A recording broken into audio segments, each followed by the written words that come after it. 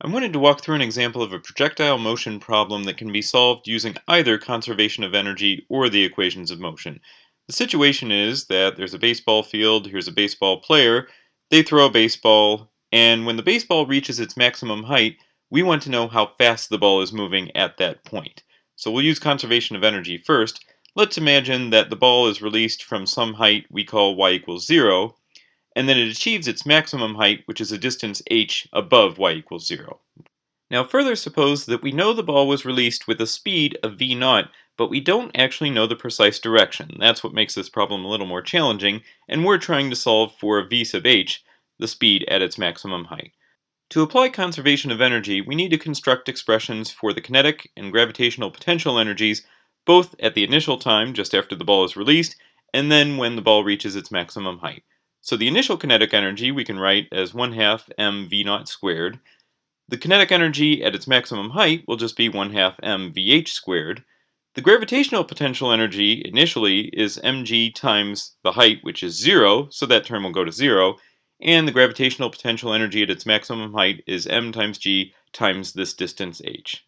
Now that we've written down expressions for the energy, I'm actually going to clear out the image and we'll move all of these expressions to the left, keeping in mind that we want to solve for v sub h. Okay, to apply conservation of energy in this case, specifically we're going to be conserving mechanical energy, which is the sum of kinetic plus potential energy. So what this means is that the sum of kinetic plus potential initially must equal the same sum when it's at its maximum height.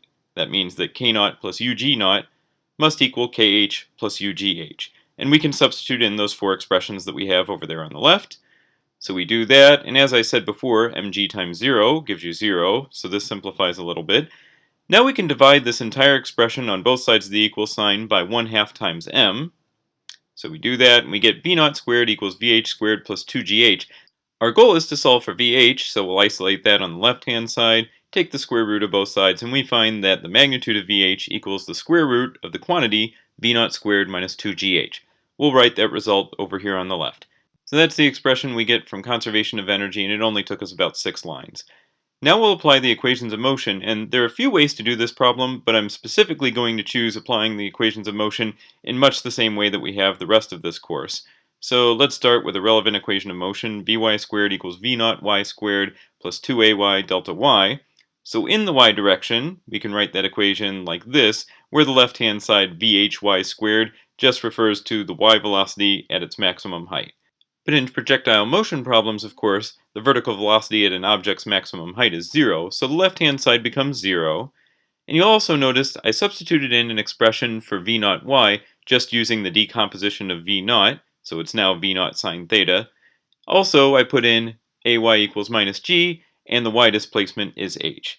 So now we can reduce this expression to something a little simpler and solve for sine squared theta, which is just 2 times g times h divided by v0 squared. So that's as far as we can get in the y direction. What about the x direction? Well, the first step is to realize that the initial x velocity is also the entire velocity of the ball when the ball reaches its maximum height, right? Because when the ball's at its maximum height, it has no y component to its velocity. So we can write down in the x direction that v0x equals v sub h. Well, now we can relate v0x to its decomposition, namely v0 times the cosine of theta, and we can rewrite cosine of theta as the square root of 1 minus sine squared theta. You may remember that trig identity. So we do that. Well, if we scroll up a little bit, this puts us in a good position because now we can put that v0 back into the square root.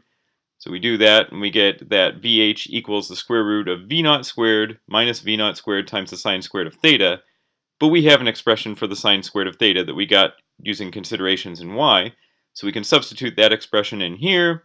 We do so when we find that vh equals square root of v0 squared minus v0 squared times 2gh over v0 squared. Obviously that simplifies a little bit to the same expression we had when we used conservation of energy. vh equals the square root of v0 squared minus 2gh.